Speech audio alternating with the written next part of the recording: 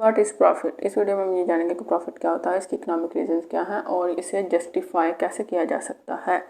Profit जो होता है वो सेलिंग प्राइस और बाइंग प्राइस का डिफरेंस होता है। अगर आप ट्रेड के बिजनेस में इन्वॉल्व हैं, मतलब कि आप रिटेल का काम करते हैं, आपका एक स्टोर है, आप पीछे रिटेल से चीज़ बाय करते हैं, कंज्यूमर को चीज़ बेच देते हैं या इम्पोर्ट एक्सपोर्ट व्हाटएवर, आप अगर इस तरह का अगर कोई इस तरह का बिजनेस कर रहा है और अगर मैन्युफैक्चरिंग का बिजनेस है तो कॉस्ट प्राइस, सेलिंग प्राइस और कॉस्ट प्राइस का डिफरेंस उसको प्रॉफिट कह लिया जाएगा। अब प्रॉफिट के इकोनॉमिक रीजंस क्या होती हैं। प्रॉफिट की इकोनॉमिक रीजंस, एक बंदा दूसरे को ज़्यादा कीमत क्यों देता है जितने की वो चीज़ होती है। अब पहले सर्कल डिफाइन कर लेते हैं एक प्रोडक्ट के वजूद में आने का। एक शूज़ की एग्जांपल लेते हैं। मैन्युफैक्चर होता है पहले, मैन्युफैक्चर, रिटेल, स्टोर, कंज्यूमर। अगर कोई फैक्ट्री जो है वो शूज़ मैन्युफैक्चर करती है तो उसे पता होता है, उसे इन सारी बातों का पता होता है कि मार्केट में इन डिमांड है, मार्केट में इसकी वैल्यू क्या है, ये किस हद तक सेल्स की जो रेशियो, किस हद तक सेल्स आउट हो सकती है और रिक्वायरमेंट क्या है, उनका डिज़ाइन स्टाइल किस अंदाज में कंज्यूमर जो है इसे पसंद कर रहा है और कंज्यूमर कौन सी प्राइस इसके लिए देने के लिए विलिंग है, ये मैन्युफैक्चरर को पता होता है।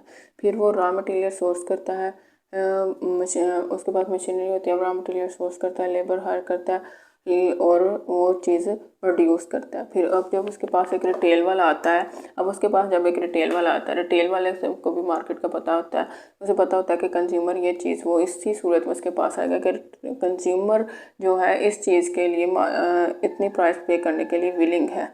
वो मैन्युफैक्चरर को कॉस्ट से उसकी लागत क्यों ज़्यादा देगा, क्योंकि उसे पता है कि कंज्यूमर जो है ये इसे इस प्राइस पे खरीदने के लिए विलिंग है। वो लागत जो गेन उसे ज़्यादा देगा वो उस प्राइस से कम होगा जो गेन उसे आगे सेल आउट करने से मिलेगा।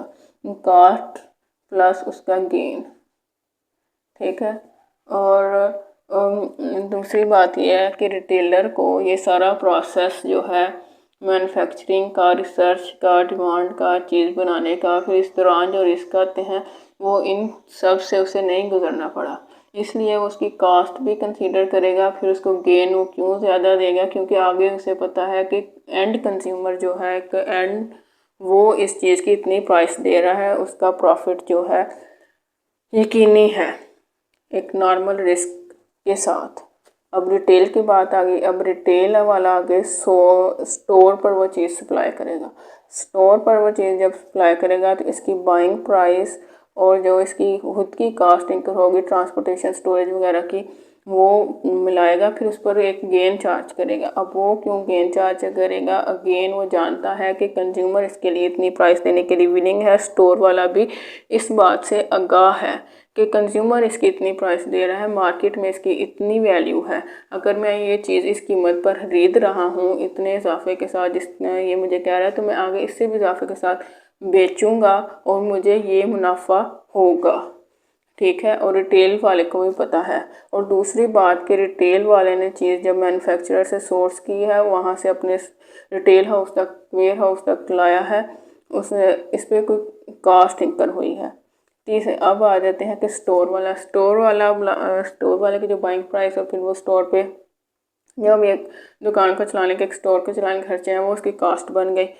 अब कास्ट बन गया, वो हाई प्राइस कंज्यूमर को क्यों चार्ज करेगा, क्योंकि कंज्यूमर ज़ाहिर है वो शूज़ खरीदेगा, पहनेगा, इस्तेमाल करेगा, फ़ायदा उठाएगा। वो देख रहा है कि उसे पता है कि ये चीज़, इस चीज़ की इतनी वैल्यू है, दूसरे लोग भी जो है इतनी प्राइस दे रहे हैं और इसे इस्तेमाल करेगा।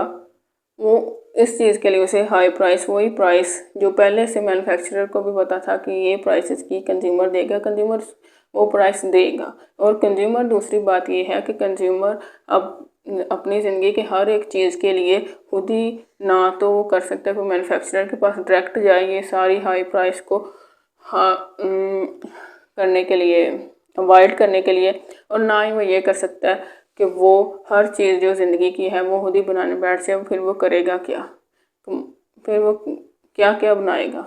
इसलिए कंज्यूमर जो है सिर्फ प्राइस लेकर जाता है, एक स्टोर पर जाता है, जो उसे एक पेयर ऑफ शूज़ चाहिए वो बाय करके आ जाता है, लेकिन उस चीज़ की एक वैल्यू होती है, उसे पता होता है कि ये चीज़ इतनी प्राइस करती है कि इसे इतनी प्राइस इसके लिए पे की जाए, इतनी वैल्यू की है।